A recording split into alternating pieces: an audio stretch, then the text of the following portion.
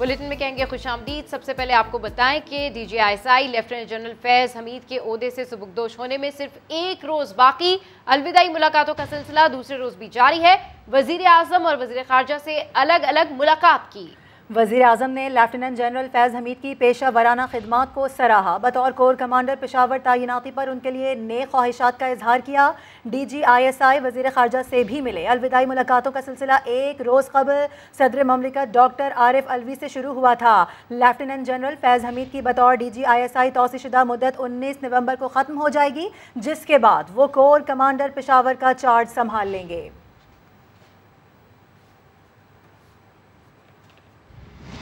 तहलका खेज खबर है। आपको बताएं कि अपोजिशन शहबाज शरीफ के इशारे का इंतजार करती रही। ऐवान में बिल पास होते रहे। अपोजिशन की पार्लिमानी मीटिंग में 2 माहिर कानून सेनेटर्स ने कानून साजी के बॉयकॉट का मशवरा दिया, जबकि पीपल्स पार्टी के रजा रब्बानी और फारूक नाइक ने इलेक्शन इस्लाहात बिल का बॉयकॉट का कहा था। रजा रब्बानी ने यह भी कहा था कि अगर हम कानून साजी का हिस्सा बन गए तो अदालत में हमारे लिए मुश्किलात होंगी। लेकिन शहबाज शरीफ ने कहा अभी ऐवान में जाते हैं, वहीं फैसले से आगाह कर दूंगा। फिर क्या हुआ? अपोजिशन शहबाज शरीफ के इशारे का इंतजार करती रही और बिल मंजूर हो गया। सारा माजरा क्या है जानने के लिए बात करते हैं नईम अशरफ भट्ट से। नईम, माहिर कानून सेनेटर्स ने ऐसा मशवरा क्यों दिया? क्या शहबाज शरीफ ने कुछ भी नहीं कहा उन्हें? जी, मशवरा तो मेरा ख्याल काफी बेहतर मशवरा दिया था, क्योंकि 2 बड़े नाम हैं, दोनों सीनियर कानूनदान हैं, सियासतदान भी काफी पुराने हैं, सेनेटर्स कई दफा बन चुके हैं। रजा रब्बानी और फारूक नाइक जो दोनों पीपल्स पार्टी के हैं, बल्कि चेयरमैन सेनेट भी रह चुके हैं। तो उन दोनों ने कल जो मीटिंग इनकी मुश्तरका पार्लियामेंट के इजलास से थोड़ी देर पहले हुई, तो दोनों ने तजवीज़ दी कि हमें जब ये EVM का बिल आएगा, क्योंकि हम इसको नहीं मानते, तो फिर हमें इसकी जो राय शुमारी है इसमें शिरकत नहीं करनी चाहिए, इसका हिस्सा ना बने। अगर हम बन गए तो कानूनी पेचीदगियाँ हमें आगे अदालतों में होंगी, क्योंकि दोनों जो बड़ी जमातें कह रही हैं कि वो इसको कोर्ट में चैलेंज करेंगे, EVM और दीगर जो बिल हैं। जब उन्होंने ये कहा तो उस पर एक और रुकन उठे और उन्होंने कहा कि अब ये बताएं कि फैसला क्या हुआ है, हमने अंदर जाके ईवान में करना क्या है। तो उस पर अपोजिशन लीडर शहबाज शरीफ ने कहा कि ये हम आपको अंदर जाके बताएंगे, फिलहाल हम अंदर जाते हैं। और फारूक नाइक ने कहा हम ये भी कर सकते हैं कि अंदर हम अपनी तकरीरें करें, तनकीद करें हुकूमत पे, और जैसे ही बिल पेश हो, तहरीक आए, तो हम उसका बाइकाट करके एहतजाज के साथ बाहर आ जाएं। लेकिन अंदर जब गए तो जो तकरीरें तो हुई, लेकिन जब तहरीक आई तो तमाम अरकान जो हैं अपोजिशन के, वो उस इशारे और उस फैसले का इंतजार करते रहे, अपोजिशन लीडर या दीगर जो कायदीन हैं उनकी जानिब से। लेकिन कुछ किसी को नहीं कहा गया और जो कानून साजी थी उसका वो हिस्सा भी बन गए। उसके बाद दूसरा मरहला भी अहम है कि अरकान को ये कहकर बिलावल भुट्टो जरदारी, शहबाज शरीफ और दीगर जो कायदीन वो बाहर चले गए, जाके मीडिया टॉक की और उसके बाद गायब हो गए। और बाकी अरकान को कहा कि आपने ईवान से जाना नहीं, क्योंकि प्राइम मिनिस्टर ने तकरीर करनी है तो आपने तकरीर करने नहीं देनी। और कुछ अरकान अपोजिशन के उनको प्ले कार्ड भी दिए गए थे। जिन्होंने मशवरा दिया वो खुद बाहर चले गए और सारा जो मलबा था वो दूसरों पे डाल के बाहर चले गए वो। जी बिल्कुल, आप देखें वो उनको पहले भी क्लियर नहीं किया, अजीबोगरीब सूरत हाल थी, और बाद में भी कहा कि आप बैठे रहें, प्राइम मिनिस्टर ने तकरीर करनी है, उनको तकरीर नहीं करने देनी। और वो इंतजार करते रहे और शहबाज शरीफ, बिलावल भुट्टो जरदारी ये गायब हो गए मीडिया टॉक करके, बाद में किसी को नजर नहीं आए। और फिर प्राइम मिनिस्टर को कुछ अरकान के जरिए ये पता चल गया कि ऐसा शोर शराबा और ये होना है, तो वो आराम से हुकूमत ने पहले बिल पास करवाए सारे, और उसके बाद प्राइम मिनिस्टर ने तकरीर नहीं की और वो वहां से चले गए।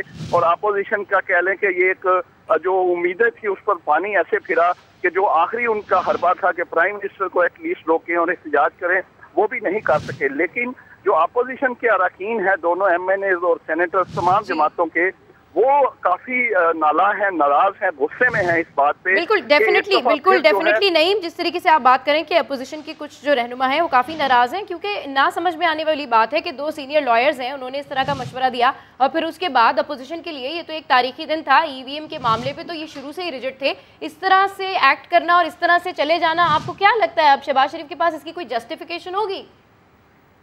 देखिए, ये सिर्फ शहबाज शरीफ ज़ाहिर है वो अपोजिशन लीडर हैं, लेकिन सेनेट के अपोजिशन लीडर पीपल्स पार्टी के यूसुफ रजा गिलानी हैं, फिर बिलावल भुट्टो जरदारी, इससे पहले फैटफ के मामलात और दीगर में वो कहते थे कि देखें हम तो बैठे रहे, अपोजिशन लीडर जो थे वो नजर नहीं आए, हमने अरकान भी अपने पूरे कर लिए, इस दफा पीपल्स पार्टी के काम भी हो गए। ये जो 3-4 जो कायदीन है यानी सरबराह है अपोजिशन जमातों के, ये सबका बराबर का इसमें कसूर है। लेकिन जाहिर अपोजिशन लीडर शहबाज शरीफ है मेन, उन्होंने कहा भी था कि हम आपको अंदर जाके बता देंगे कि क्या करना है, लेकिन अंदर जाके किसी ने कुछ नहीं बताया। ठीक है, कहा ये गया था कि अंदर जाके हम अगला लाहे अमल बताएंगे कि अब करना क्या है, लेकिन वो बाहर जो गए ऐसे गए कि फिर लौट के ही ना आए। बहुत शुक्रिया, सिलसिले में आप आगाह कर रहे थे।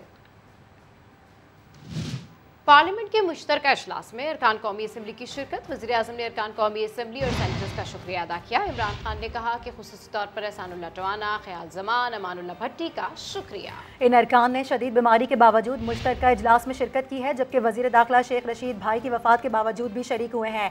पार्लियामेंट का मुश्तरका इजलास जो कि गुज़िश्ता रोज़ हुआ, ऐसे में अरकान कौमी असम्बली ने शिरकत की है, जिस पर वज़ीर आज़म इमरान खान की जानिब से उनका शुक्रिया अदा किया गया है। इमरान खान ने ट्वीट किया है जिसमें उनकी जानिब से कहा गया कि एहसानुल्लाह टवाना, ख्याल जमान, अमानुल्लाह भट्टी का बहुत शुक्रिया। इन अरकान ने शदीद बीमारी के बावजूद भी इजलास में शिरकत की है और इसको कामयाब बनाया, जबकि वज़ीर दाखिला शेख रशीद भाई की वफात होने के बावजूद भी इस इजलास का हिस्सा रहे। डेथ सर्टिफिकेट जिंदगी में, इसी बुलेटिन में तफसील जानिए। नई कानून साजी के बाद समंदर पार पाकिस्तानियों को वोट का हक मिलने वाला है। 2023 के इलेक्शन में क्या ओवरसीज पाकिस्तानी बाजी पलट सकते हैं? पाकिस्तान के 80 लाख से जायद शहरी दयारे गैर में रहते हैं, जिनका ताल्लुक 20 अजला से है। लाहौर में कौमी असम्बली के 14 हल्कों में 7 लाख से जायद समंदर पार पाकिस्तानी हैं, यानी हर हल्के में तकरीबन 50,000 वोटर्स बनते हैं। 2018 में इन 14 में से 10 पर नून लीग और 4 पर पाकिस्तान तहरीक इंसाफ कामयाब हुई थी। 8 नशिस्तों पर जीत का मार्जिन 50,000 वोटों से भी कम था, यानी इन हल्कों में समंदर पार पाकिस्तानी फैसला कुन किरदार अदा कर सकते हैं। इसी तरह सियालकोट के 5 हल्कों में 4,70,000, जबकि रावलपिंडी की 7 नशिस्तों के 4,50,000 वोटर्स बैरून मुमालिक मुकीम हैं। कराची सेंट्रल के 4 हल्कों के 3,47,000, जबकि कराची ईस्ट के 4 हल्कों के 2,21,000 वोट समंदर पार पाकिस्तानियों के हैं। इसके अलावा स्वात की 3 नशिस्तों के 2,26,000 वोटर्स भी पाकिस्तान से बाहर मुकीम हैं। इस्लामाबाद में नाजरीन कौमी असम्बली की सिर्फ 2 नशिस्तें, जी हाँ 2 नशिस्तें, लेकिन ओवरसीज 2 लाख से जायद हैं। समंदर पार पाकिस्तानियों में पाकिस्तान तहरीक इंसाफ की मकबूलियत सबसे ज्यादा है। बैरून मुल्क फाल कारकुनान में भी PTI सबसे आगे है।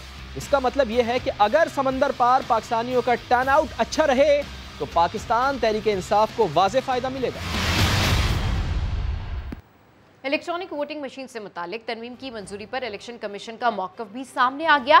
सेक्रेटरी इलेक्शन कमीशन कहते हैं आइंदा आम इंतखाबात में इलेक्ट्रॉनिक वोटिंग मशीन इस्तेमाल होगी या नहीं, अभी कुछ नहीं कहा जा सकता। कौमी असम्बली की कायमा कमेटी कानून और इंसाफ में सवाल उठा कि आइंदा इंतखाबात आखिर कैसे हों, जिस पर सेक्रेटरी इलेक्शन कमीशन ने बताया कि EVM के इस्तेमाल में चैलेंजेस दरपेश है। ये तय होना अभी बाकी है कि एक पोलिंग स्टेशन पर कितनी इलेक्ट्रॉनिक वोटिंग मशीन्स होंगी। आइंदा आम इंतखाबात में EVM के इस्तेमाल से पहले 14 मराहिल से गुजरना होगा। 3 से 4 मजीद पायलट प्रोजेक्ट्स भी करना पड़ेंगे। और अभी खबर यह है कि अटॉर्नी जनरल का अपोजिशन को कुलभूषण से मुतालिक कानून साजी पर सियासत न करने का मशवरा, तफसीली ब्रीफिंग की पेशकश भी कर दी। खालिद जावेद खान कहते हैं कि कानून साजी का फैसला हुकूमत की कानूनी टीम और सिक्योरिटी इदारों ने किया। नुमाइंदा समा जुल्करनैन इकबाल को खुसूसी इंटरव्यू में यह भी बता दिया कि इंतखाबी इस्लाहात में इलेक्शन कमीशन को जिन तरमीम पर तहफ़्फ़ुज़ात थे वो मौखर कर दी गई हैं। जो एक्ट पास हुआ है ये सिर्फ इंटरनेशनल कोर्ट ऑफ जस्टिस की जजमेंट की कंप्लायंस के लिए है। किसी को कुलभूषण से कोई हमदर्दी नहीं है, वो पाकिस्तानियों का कातिल है। और इससे इंडियन डिजाइन्स जो है पाकिस्तान को आइसोलेट करने के और पाकिस्तान को इंटरनेशनल डिफॉल्टर दिखाने के, वो फ्रस्ट्रेट हुए। ये कौमी सलामती का मसला है और मेरी रिक्वेस्ट ये है कि इसको पोलिटिसाइज करने के बजाय अगर अपोजिशन चाहे हम उसको डिटेल ब्रीफिंग भी उनको देने के लिए तैयार है। गवर्नमेंट की लीगल टीम ने और तमाम नेशनल सिक्योरिटी इंस्टीट्यूशंस ने बड़ी सोच विचार के बाद हम इस नतीजे पर पहुंचे थे कि ये कानून बनाया जाए और इंटरनेशनल कोर्ट ऑफ जस्टिस की डिक्लेरेशन को सामने रखते हुए उन्होंने डायरेक्शन ये नहीं दी थी कि आप इस तरह कीजिए। ये ऑप्शन हम पे छोड़ा था और सबसे सेफ और सिक्योर ऑप्शन हमें ये लगा। दो बिल्स थे। एक बिल था, उसमें कई और तरमीम थी इलेक्शन एक्ट 2017 में, और उस पे इलेक्शन कमीशन की रिजर्वेशन थी, वो डेफर कर दिया गया है। उसको मद्देनजर रखते हुए इलेक्शन कमीशन ने इन प्रिंसिपल कभी एतराज नहीं किया कि टेक्नोलॉजी का इस्तेमाल नहीं होना चाहिए या ओवरसीज पाकिस्तानीज जो है उनका कोई हक नहीं है। उनको सिर्फ मोडालिटीज पे, तरीक़ाकार पे रिजर्वेशन थी, रिजर्वेशन दूर की जाएंगी। इस कानून में सिर्फ गुंजाइश पैदा की गई है कि इलेक्शन कमीशन ओवरसीज पाकिस्तानीज को वोट का हक करने के तरीक़ाकार निकालेगा, और जो इलेक्ट्रॉनिक वोटिंग मशीन जो हैं उसके जरिए किस तरह वोटिंग की जाएगी। इसमें ये डिस्क्रेशन, ये सारी पावर्स आज भी इलेक्शन कमीशन के पास है। असिस्ट करेगी गवर्नमेंट जो है, फैसला इलेक्शन कमीशन का है, क्योंकि आइन के मुताबिक इलेक्शन को इनकाद जो है इलेक्शन कमीशन की जिम्मेदारी है। केस की इंक्वायरी की बुनियाद पर मुल्क के सियासी मंजरनामे बदलने वाले हैं। जस्टिस रिटायर्ड राना शमीम के बेटे अहमद हसन एडवोकेट ने बड़ा दावा कर दिया। कहते हैं नून लीग के इक़्तिदार में वालिद अगर सदर बने तो मेरिट पर बनेंगे। नून लीग के साथ खानदानी ताल्लुकात का एतराफ। समा के नुमाइंदा शहजाद अली को खुसूसी इंटरव्यू में सवाल उठाया कि फैसल बाउडा, फवाद चौधरी और मुराद सईद किस हैसियत में साबिक चीफ जस्टिस साकिब निसार का दिफा कर रहे हैं। बहुत सी बातें अभी इंक्वायरी में खुलेंगी। बहुत सोच समझ के उन्होंने ये स्टेटमेंट दी है। पॉलिटिकल जो अभी डायनेमिक है वो चेंज होने वाला है इस केस के इंक्वायरी के बेसिस पे। कोई या तो जुडिशल कमीशन बनेगा या सुप्रीम जुडिशल काउंसिल एक स्पेशल फॉर्म होगी। फैसल बाटवा साहब, फवाद चौधरी साहब और एक मुराद सईद साहब साकिब निसार साहब के रिश्तेदार लगते हैं या वकील हैं, फिर तो इनका बोलना बनता है। अगर कुछ नहीं लगता तो ये बोल किस कैपेसिटी में रहे। ये तो इसका मतलब इनके अंदर की कुछ चीजें निकल रही कि घबरा रहे हैं कि कुछ सच सामने ना आ जाए। नसीम शाह साहब को तो 8 साल लगे थे एडमिट करने में भुट्टो साहब के केस में कि it was a judicial murder. अच्छी बात है कि मेरे वालिद साहब ने बोल दिया, उनका ज़मीर कॉन्शियस क्लियर हो गया। PML नून से मेरी वालिद साहब की वाबस्तगी तो मेरे ख्याल से कोई 2000 में या 99 में ज़्यादा स्ट्रॉन्ग हुई, वरना पहले भी थी। पीले तो चल रही 2 साल से। अगर फ़ायदा पहुँचाना होता तो 2 साल पहले भी पहुँचा सकते थे। अगर वो अपनी स्टेटमेंट जो एफिडेविट उन्होंने रिकॉर्ड कराया उसको सपोर्ट ना कर सके, then he has to face the consequences। लेकिन ऑन द अदर हैंड इंशाल्लाह अगर उन्होंने प्रूव कर दिया फिर उसके consequences then honourable chief justice of Pakistan Saqib Nisar साहब फॉर्मर को फिर कॉन्सिक्वेंसेस फेस करने पड़ेंगे एज पर लॉ। मेरे वालिद साहब को सेकंड पोजीशन तो मिल चुकी है, प्रेसिडेंट की रह जाती है। नेक्स्ट इलेक्शन जब चेंज हो जाएगा फिर तो उनका प्रेरोगेटिव किसको भी प्रेसिडेंट बने, तो वो अगर उस ओहदे पे पहुंचेंगे तो फिर वो मेरिट पे पहुंचेंगे। तो लोगों ने तो अब कड़ियां मिलानी है ना कि जी यूं स्टोरीज बनानी है। और अभी खबर यह है कि वज़ीर आला सिंध मुराद अली शाह असद उमर के कुट खाने के बयान पर तिलमिला उठे। कहा कुट मास्टर यहाँ से कुट खा कर गए हैं। असेंबली में भी उनके जहन पर मैं सवार था। कुट मास्टर अब यहाँ वापस नहीं आएंगे, लगता है अफगानिस्तान चले जाएंगे। ये देखो सामने मेरे, ये इस्लामाबाद के अवाम का जज्बा है। लॉन्ग मार्च करने के लिए सोचना भी ना, इधर आओगे तो इतनी कुट पैनी है याद रखोगे, इतनी कुट पैनी है याद रखोगे। एक आयत तकरीर करते हैं कुट मास्टर कुट मास्टर कुट मास्टर, इधर से कुट खा के गए हैं, अब इस्लामाबाद में कुट लगाने के चक्कर में लोगों के ये पता नहीं कि कुट जो खाएंगे उनको याद आएगी। अब कहाँ जाएंगे? कराची से भाग के इस्लामाबाद गए, अब और ऊपर जाओगे अफगानिस्तान, उधर ही जाओगे, इधर नहीं आओगे वापस। ऐसे ऐसे बैठ के असेंबली बात करते, गलत बात कह के। और लग ये रहा था कल कौमी असेंबली में जब वो बोल रहे थे कि उसके दिमाग पे मुराद अली शाह सवार है।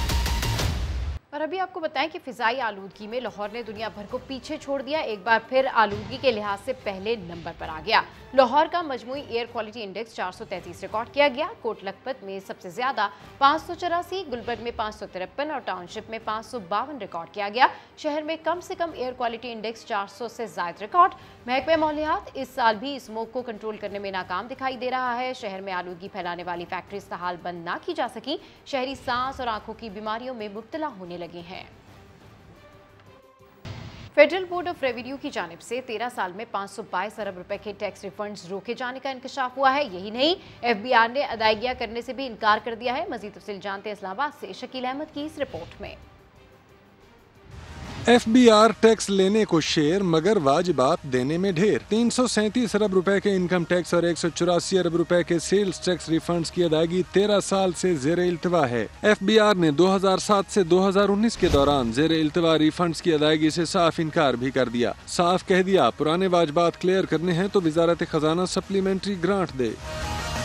समा को हासिल दस्तावेज के मुताबिक इनकम टैक्स रिफंड्स की मद में लीगी दौर के 238 अरब रुपए, PP दौर के 184 अरब और मुशर्रफ दौर के 2.1 अरब रुपए अदा नहीं किए गए। सेल्स टैक्स रिफंड्स इसके अलावा हैं। 13 साल में ज़ेरे इल्तवा रिफंड्स क्लेम्स की तादाद 2,90,311 तक पहुँच चुकी। FBR हुकाम का कहना है कि 2020 से फास्टर सिस्टम के तहत रिफंड्स की अदायगी जारी है। इस साल भी 85 अरब रुपए के सेल्स टैक्स रिफंड्स और 3 अरब के इनकम टैक्स रिफंड्स अदा किए गए। अलबत्ता 2019 से पुराने रिफंड्स की अदायगी के लिए वसाइल दस्तयाब नहीं हैं। और अब यहाँ खबर आ रही है, आपको बताएं कि गवर्नर स्टेट बैंक रजा बाकर को पुलिस के जरिए गिरफ्तार करके पेश करने का हुक्म दे सकता हूँ। सैनिक की कायमा कमेटी खजाना का इजलास, chairman Talha Mahmood governor state bank की अदम हाजिरी पर बरहम हुए हैं, गुस्से में आए हैं। आपको बताएं कि गवर्नर स्टेट बैंक की गैर हाजिरी पर कमेटी का शदीद इजहार बरहमी सामने आ रहा है। मुसद्दिक मलिक की जानिब से ये मौक़िफ़ इख्तियार किया गया कि स्टेट बैंक का रवैया ईस्ट इंडिया कंपनी जैसा है। इराक़ी सफ़ीर काम छोड़कर आ सकते हैं तो गवर्नर क्यों नहीं आ सकते। अरकान की गवर्नर स्टेट बैंक के खिलाफ तहरीक इस्तेकाक पेश करने की तजवीज़ भी सामने आई है। अहम खबर से इस वक्त आपको आगाह कर रहे हैं। गवर्नर स्टेट बैंक रजा बाकर को पुलिस के जरिए गिरफ्तार करके पेश करने का हुक्म दे सकता हूं, बरहमी सामने आ रही है। सैनिक की कायमा कमेटी खजाना का इजलास हुआ है जिसमें chairman Talha Mahmood governor state bank की अदम हाजिरी पर बरहम हो गए हैं। इलेक्शन में धांधली, पार्लियामेंट में मर्जी की कानून साजी की। PDM सरबराह मौलाना फजल रहमान ने एस्टेब्लिशमेंट पर बड़ा इल्ज़ाम लगा दिया। कहा 25 जुलाई 2018 और 17 नवंबर 2021 मुल्क की तारीख के स्याह तरीन दिन हैं। बोले अगर सारी अपोजिशन भी लेट जाए तो भी JUI तनहा एस्टेब्लिशमेंट का मुकाबला कर सकती है। हमारे मुल्क की निज़ाम, हमारी ब्यूरोक्रेसी, हमारी एस्टेब्लिशमेंट इलेक्शन के नताइज को अपने हाथ में कंट्रोल में रखती है।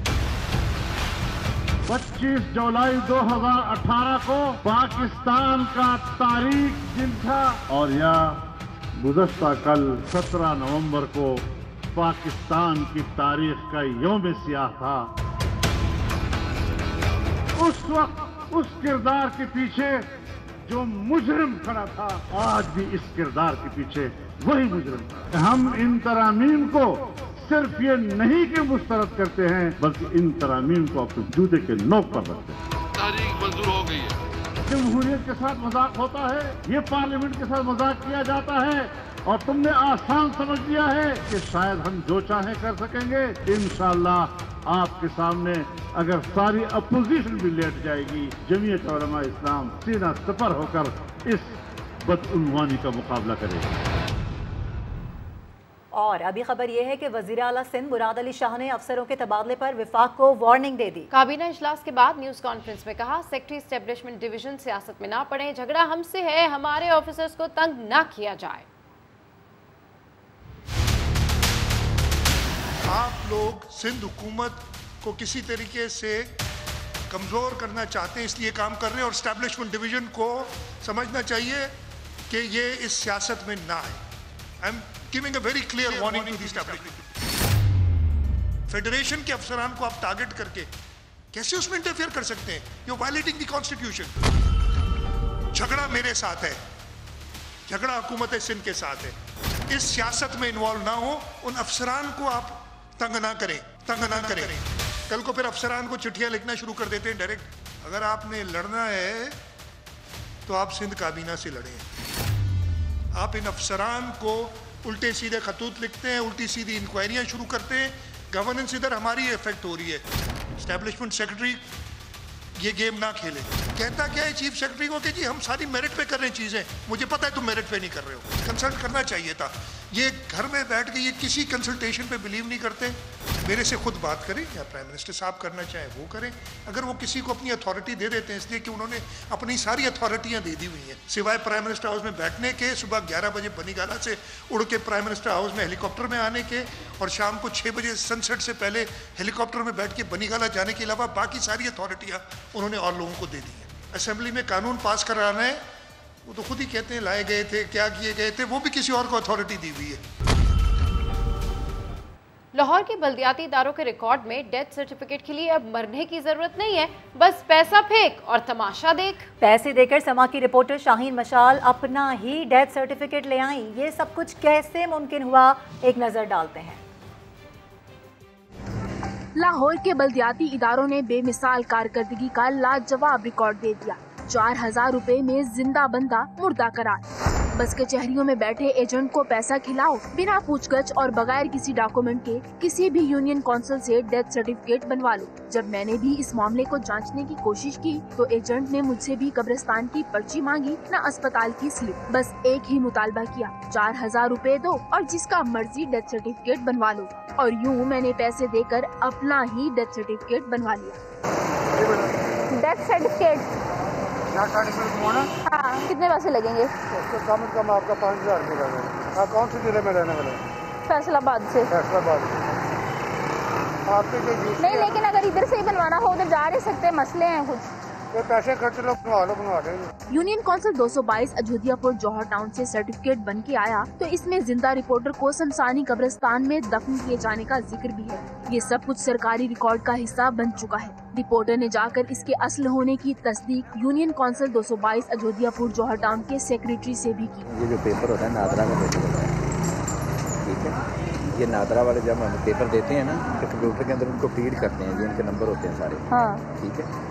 ये बाहर का पेपर इसके अंदर चल ही नहीं सकता। समा जब मामले को इंतजामिया के इल्म में लाया तो उन्होंने जिम्मेदारों के खिलाफ कार्रवाई करने की भी यकीन दहानी करवाई। वो नंबर्ड पेपर मुतलका सेक्रेटरी यूनियन काउंसिल के हवाले किए जाते हैं।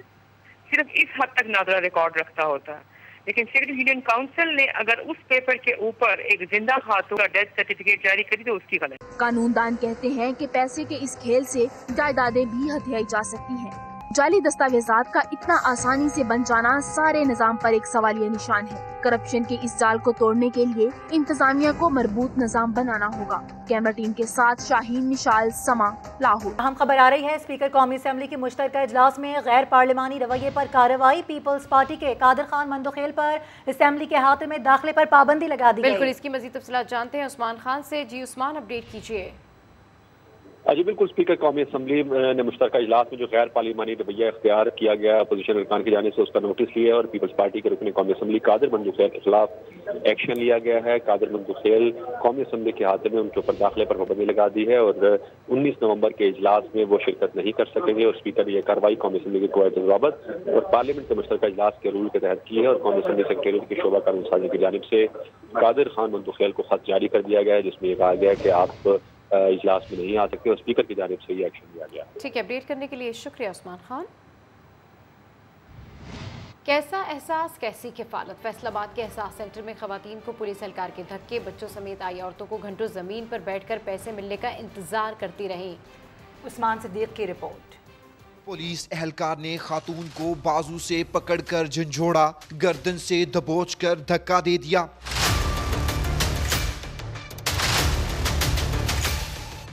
फैसलाबाद म्यूनिसिपल कारपोरेशन एहसास सेंटर पर आने वाली औरतों से अमले का नारवा सलूक।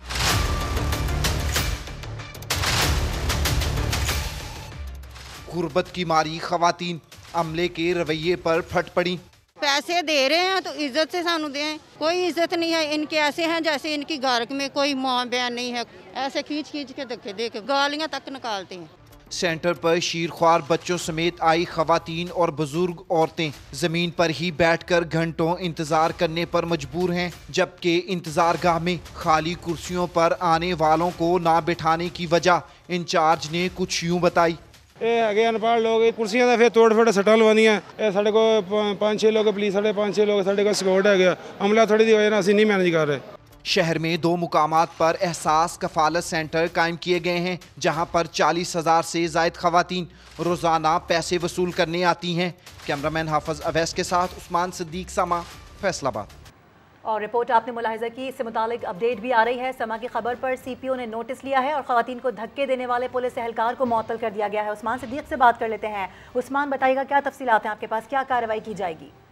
जी बिल्कुल, CPO फैसलाबाद डॉक्टर आबिद की जानिब से ये नोटिस लिया गया है कि जो म्यूनिसिपल कारपोरेशन में पुलिस एहलकार की जानिब से खवातीन से नारवा सलूक किया जा रहा था, उस पर CPO की जानिब से जो SP लाइलपुर टाउन है उनको अहकाम जारी किए गए थे कि कांस्टेबल को मुअत्तल करके इसकी इंक्वायरी की जाए। इस सिलसिले में कांस्टेबल को मुअत्तल कर दिया गया और अब इंक्वायरी की जा रही है। तर्जुमान सीपीओ के मुताबिक जैसे ही इंक्वायरी रिपोर्ट आएगी तो मजीद एक्शन जो है वो इस हवाले से लिया जाएगा। ठीक है, बहुत शुक्रिया आपका।